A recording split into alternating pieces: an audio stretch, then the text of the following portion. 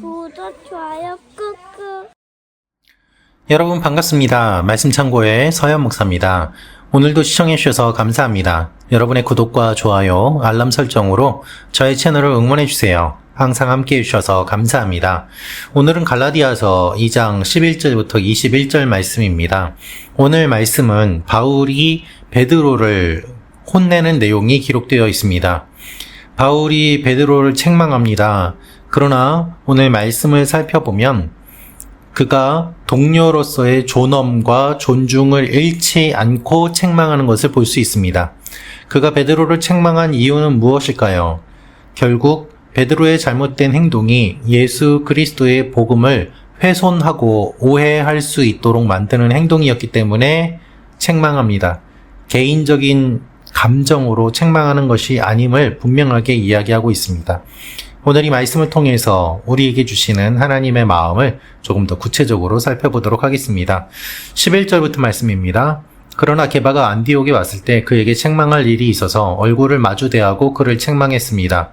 게바는 야고보가 보낸 몇몇 사람들이 오기 전에 이방 사람들과 함께 음식을 먹고 있었습니다. 그러나 그들이 오자 그는 할례 받은 사람들을 두려워해 슬그머니 그 자리를 떠났습니다. 그러자 다른 유대 사람들도 게바와 함께 위선을 행했고 바나바까지도 그들의 위선에 휩쓸렸습니다. 나는 그들이 복음의 진리대로 바르게 행하지 않는 것을 보고 모든 사람 앞에서 게바에게 이렇게 말했습니다. 당신은 유대 사람으로서 유대 사람처럼 살지 않고 이방 사람처럼 살면서 어떻게 이방 사람에게 유대 사람처럼 살라고 강요합니까? 우리는 본래 유대 사람이요 이방 죄인들이 아닙니다. 그러나 사람이 의롭다고 인정받는 것이 율법의 행위로서가 아니라 예수 그리스도를 믿음으로 되는 것을 알기에 우리도 그리스도 예수를 믿었습니다. 이는 우리가 율법의 행위로가 아니라 그리스도를 믿음으로써 의롭다고 인정받으려는 것입니다. 율법의 행위로는 어떤 육체도 의롭다고 인정받을 수 없기 때문입니다.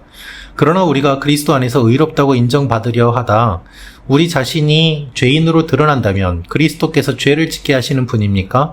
결코 그럴 수 없습니다. 만일 내가 허물어버린 것을 다시 세우려 한다면 나 스스로 율법을 어기는 사람임을 증명하는 것입니다. 나는 율법으로 인해 율법에 대해 죽었습니다. 이는 내가 하나님께 대해 살고자 함입니다.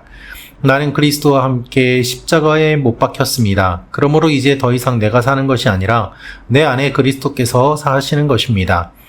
지금 내가 육체 안에 사는 것은 나를 사랑하셔서 나를 위해 자신의 몸을 내주신 하나님의 아들을 믿는 믿음으로 사는 것입니다. 나는 하나님의 은혜를 헛되게 하지 않습니다. 만일 의롭다고 인정받는 것이 율법으로 말미암는다면 그리스도께서 헛되이 죽으신 것입니다. 여러분, 오늘 말씀을 살펴보면 게바가 안디옥에 왔을 때, 즉 베드로가 안디옥에 왔을 때 일어난 일을 이야기하고 있습니다. 그런데 바울이 그를 어떻게 책망하는지를 잘 살펴보십시오. 얼굴을 마주대하고 책망했다라고 되어 있습니다. 뒤에서 비난하는 것이 아닙니다.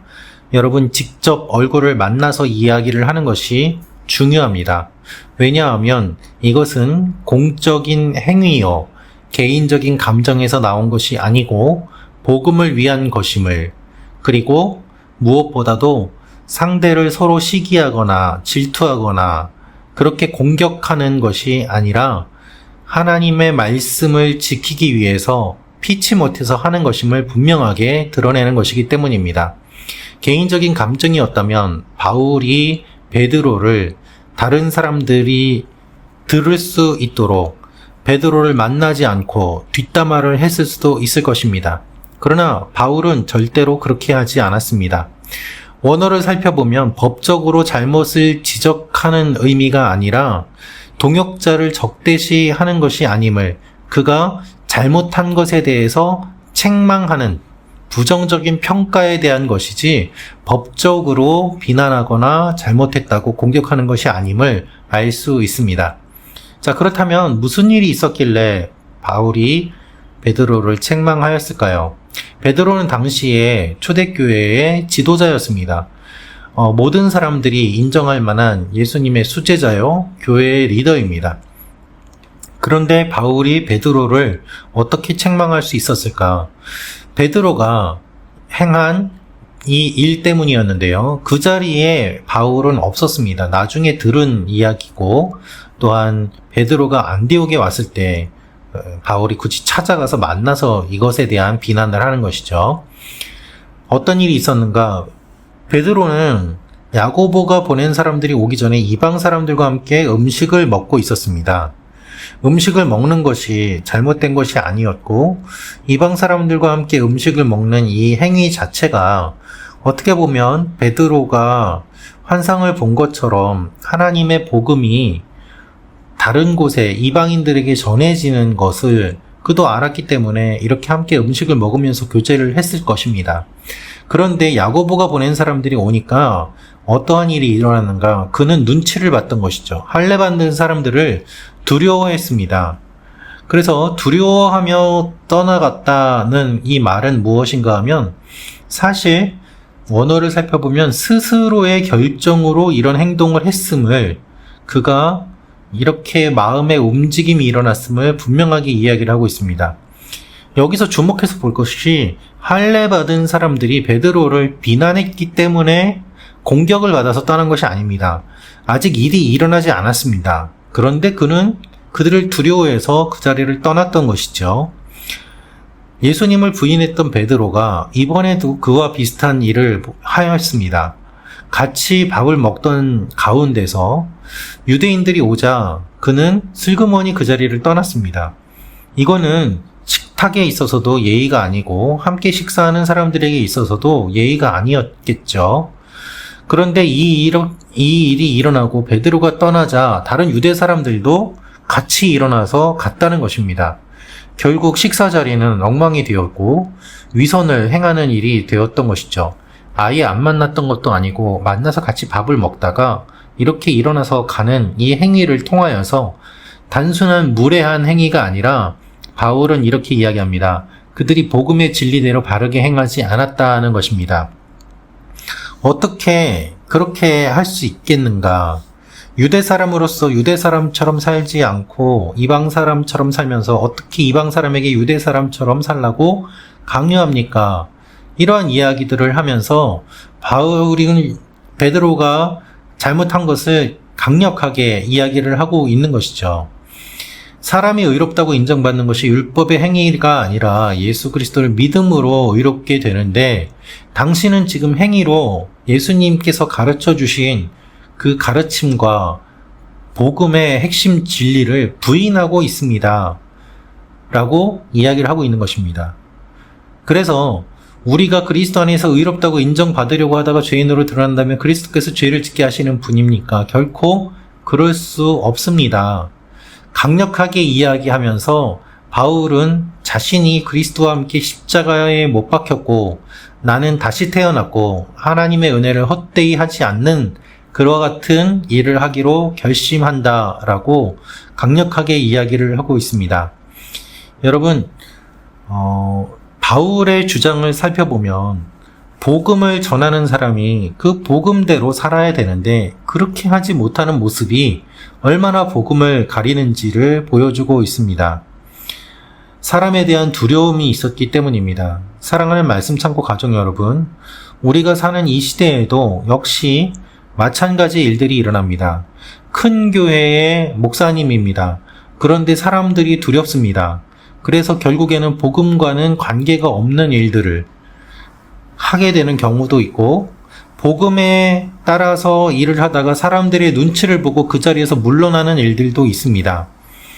이 일들이 일어나면 사람들은 실망합니다.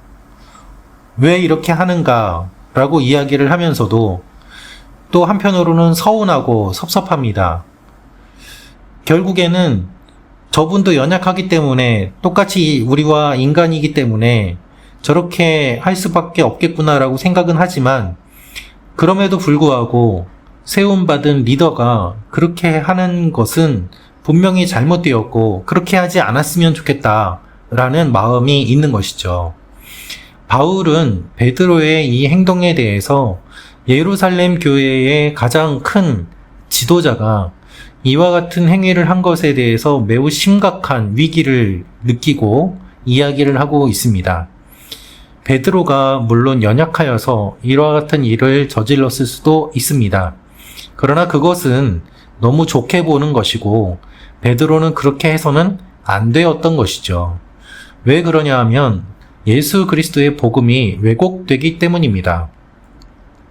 중요한 것은 할래냐 그렇지 않느냐 이 문제가 아니라 예수 그리스도를 믿는 믿음인데 베드로의 행위로 말미암아 예수 그리스도의 십자가를 부활을 믿는 그 믿음이 아니라 행위로 할례를 받아야만 구원을 받는 것처럼 그렇게 메시지가 전달이 되기 때문이었습니다. 바울은 자신은 예수 그리스도 안에서 죽었다고 이야기를 하고 있습니다. 그리고 다시 태어났다고 이야기를 하고 있습니다. 오직 믿음만이 그리고 그 믿음에 따른 행함이 복음을 증거함을 그는 강조하고 있습니다. 바울에게는 베드로가 초대교회의 기둥 같은 인물이라는 사실이 중요하지 않았습니다. 베드로가 잘못한 것에 대해서만 분명하게 이야기를 하고 있는 것입니다. 베드로는 자기의 이익을 위해서 율법을 지키는 척하는 위선을 행하였습니다. 그의 마음이 연약해졌을 수도 있고 그리고 또한 잘못 상황을 판단했을 수도 있지만 중요한 것은 그는 사람들의 눈치를 보았다는 것입니다. 사랑하는 말씀 참고 가족 여러분, 여기에서 우리가 알아야 될 사실, 기도해야 될 제목들이 있습니다. 여러분의 리더가 사람의 눈치를 보지 않도록 기도하고 도와주십시오. 또한 복음에 바르게 서서 리더라고 하더라도 잘못하는 부분이 있으면 분명하게 이야기를 함으로 말미암아 철을 날카롭게 하는 것처럼 그렇게 서로를 세워주고 긴장과 사랑 가운데서 함께 세워져 가도록 하십시오.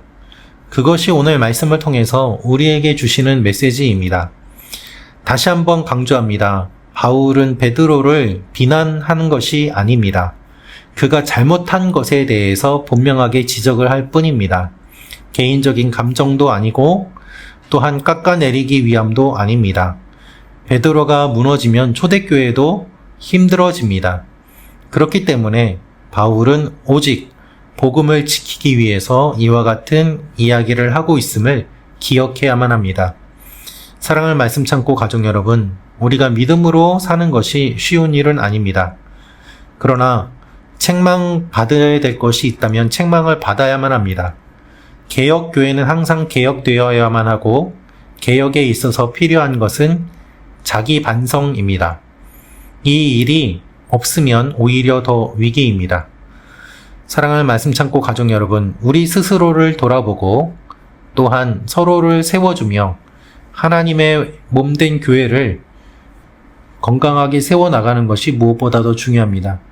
예수 그리스도의 십자가의 복음을 헛되이 하지 않도록 오늘도 주님 안에서 진리를 추구하며 나아가는 여러분과 제가 되기를 원합니다. 기도하겠습니다. 살아계신 아버지 하나님, 오늘 말씀을 통하여서 우리의 삶의 일들을 적용해 봅니다. 우리도 깨어있게 하시고 서로를 세워주게 하시고 서로를 세우는 일들을 통하여서 하나님의 영광을 나타내게 하여 주옵소서. 예수님의 이름으로 기도합니다. 아멘.